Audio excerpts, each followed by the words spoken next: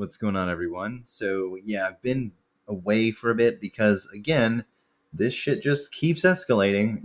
I've been through the entire state judiciary without any arguments against my position.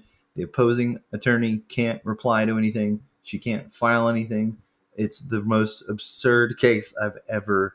I don't think this has ever happened before. So, basically, what I'm doing is I'm going to federal court and I'm going to be filing in the Northern District of Texas here either this Friday or Monday. I'm not sure yet. It depends. We'll see. It's about an hour and a half drive out there, so that's what I'm going to be doing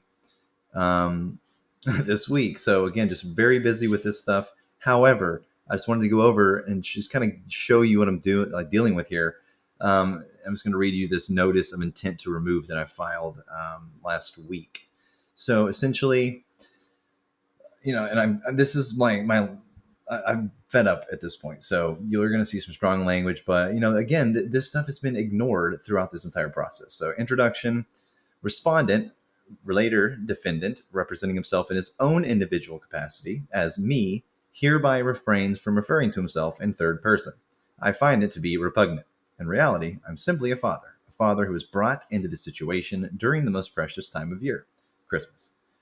Now, while I have the highest respect for the judiciary, this court, and all of its participants, today you have all left me scratching my head as to how, after passing through 2 judges, a panel of 3 judges in the Second Court of Appeals, followed by the entire court en banc, 7 justices at the highest level of the Texas judiciary, a regional presiding judge, and a visiting retired judge in all of their collective experience, could not see the issues within this case.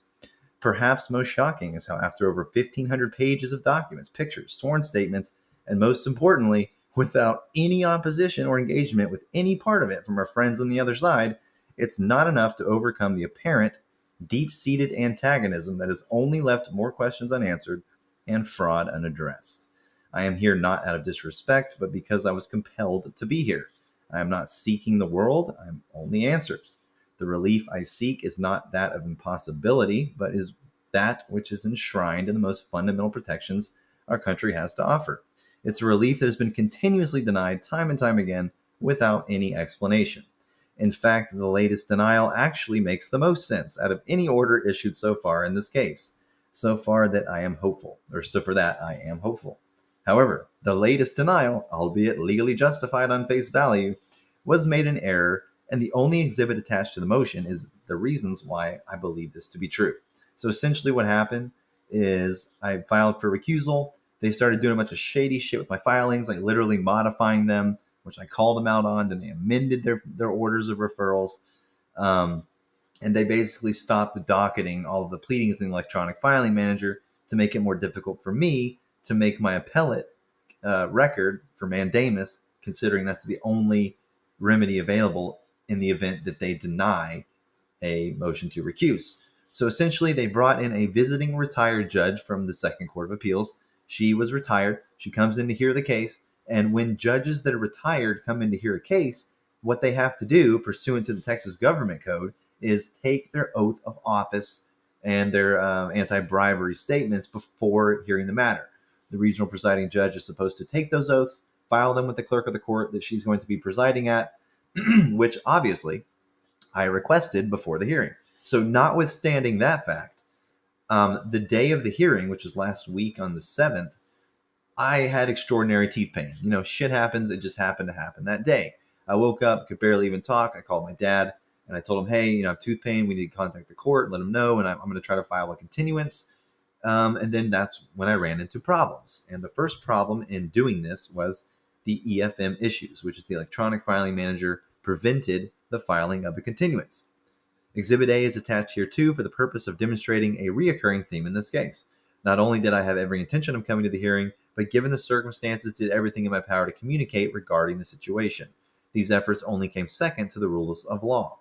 The inability to access the EFM at such a crucial juncture was communicated to the court and all parties relevant to the matter. Furthermore, the circumstances in this case have left me in a persistent state of planning for an inevitable appeal, such as here, where a denial is issued at the first opportunity and allows the court to escape any explanation for the important questions being asked of it.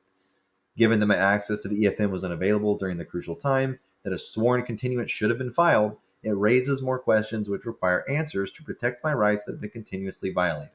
For example, given the circumstances, I can't rely on the reason being a technicality regarding the EFM. So, what I mean by that is not disclosed here, but because of this technicality, I can't just assume that that's what it is, and I have to actually go to the extent of contacting Tyler Technologies' registered agent and subpoenaing the log records from them, which they've already directed me to do. So they're cool with it. I just have to go through that process to get the logs to see if anyone is in fact been modifying my ability to see the case. So not only did I communicate all this to the court, but I actually contacted the opposing party and they agreed to reschedule the hearing.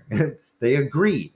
So despite the agreement and despite the EFM issues, which were all communicated, despite the emergency situation, it was erroneously denied because I didn't file a continuance. That's the problem with this court. They would rather not address major issues and escape accountability at the first opportunity on a minor technicality when justifiable reasons exist that were disregarded entirely. It's a joke. So the denial only creates more unaddressed issues. The problem that I have with this decision is that the denial states that the opposing party appeared and that no evidence was admitted, but makes no mention of the agreement made by the parties to reschedule the case, the circumstances leading to the rescheduling, and as mentioned, raises more questions without any answers being provided.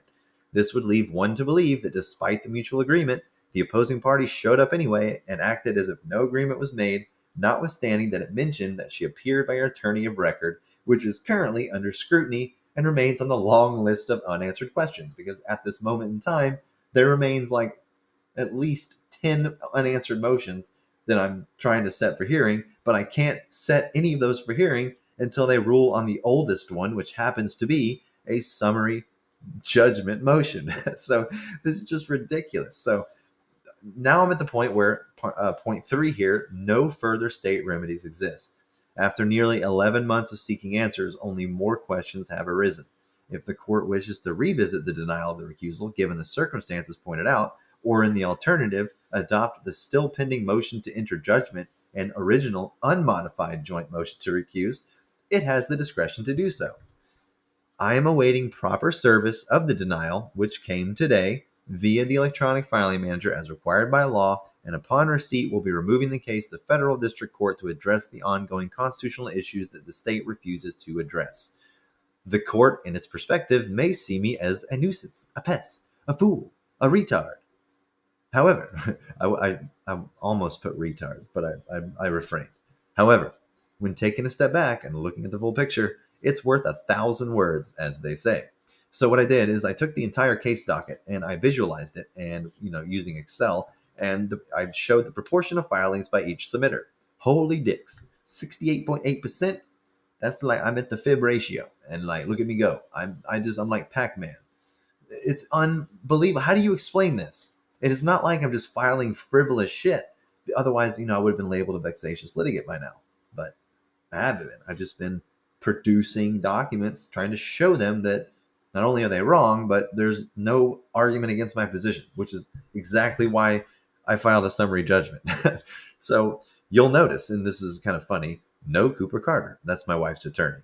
Her attorney has not filed anything in the case, only on her behalf by Roderick D. Marks, which there's a lot of confusion there.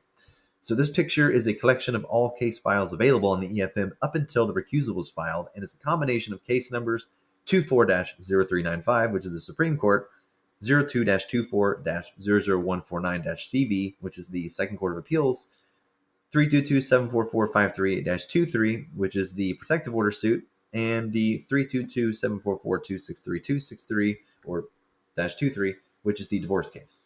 And that's the order in which they were filed. I've genuinely tried to provide every opportunity to the state to rectify the situation to no avail. This is another visualization, same thing as this, just a different way of viewing it in a bar graph.